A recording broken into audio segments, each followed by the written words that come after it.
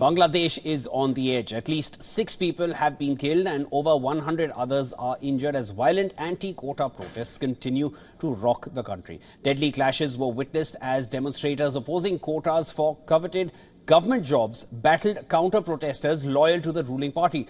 The government has ordered an indefinite nationwide closure of schools, colleges, Islamic seminaries and polytechnic institutes.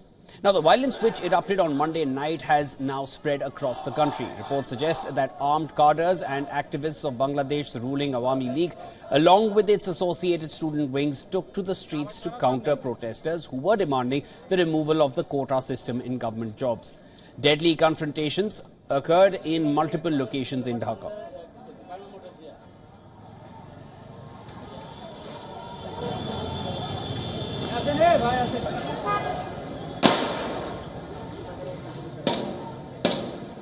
Party cadres were seen brandishing sticks, bats, helmets and even handguns, labelling the anti-quota protesters as quote-unquote traitors.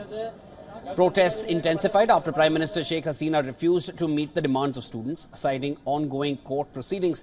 Since 14th of July, Sheikh Hasina's party supporters have gathered and confronted the demonstrators who blocked major thoroughfares in Dhaka, demanding a revision of the government job reservations.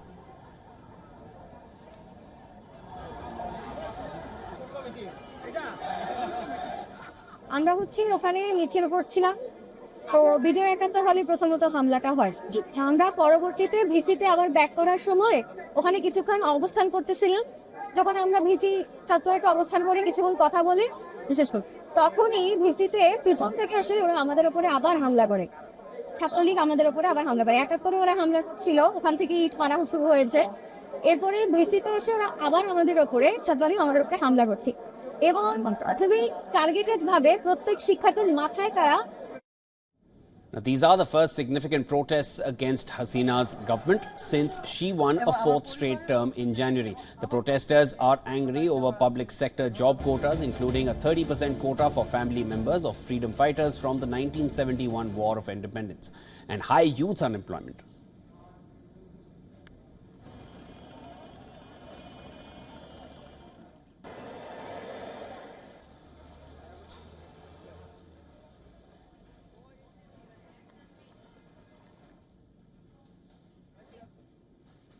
All right, for more on this, we are being joined by Dr. Imtiaz Ahmed. He is the Executive Director for the Center for Alternatives and former Professor of International Relations at the University of Dhaka.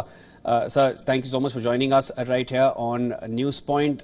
Just to get a better understanding for viewers all over the world, why are the protests really taking place? We have, of course, covered a basic report on it, but if you can give us a better understanding. Thank you.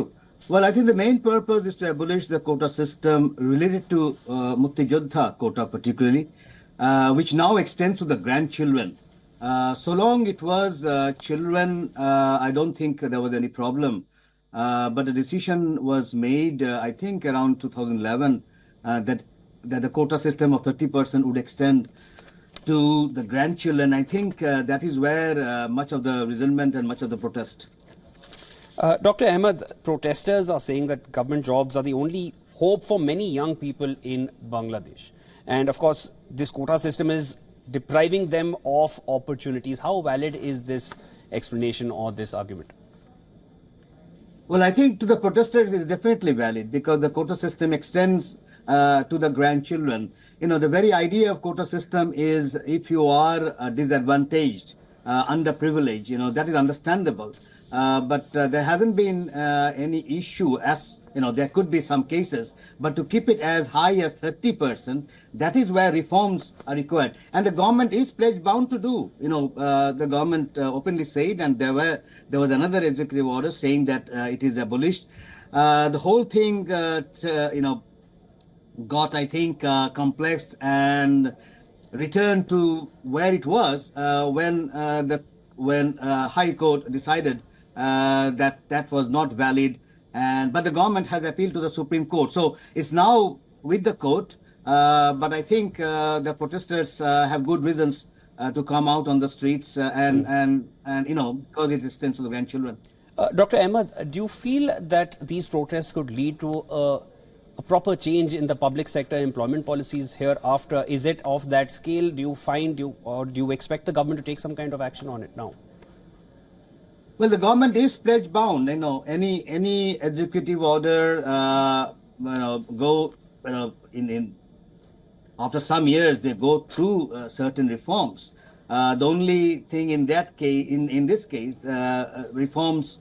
Although the government pledged, but no reforms. At least up until now, we haven't seen what kind of reforms they want to do. But I guess it's time for reforms, and it can be solved. I don't think it became a big issue largely because I think different quarters took advantage of it. But I think it is something which can be solved easily.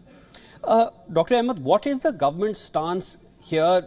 I mean, as you mentioned, different quarters have gotten involved. Of course, the opposition party has also gotten involved. What is the government's stance here? And as you say, it can get resolved. So how do you see it getting resolved? With some kind of a compromise or something else?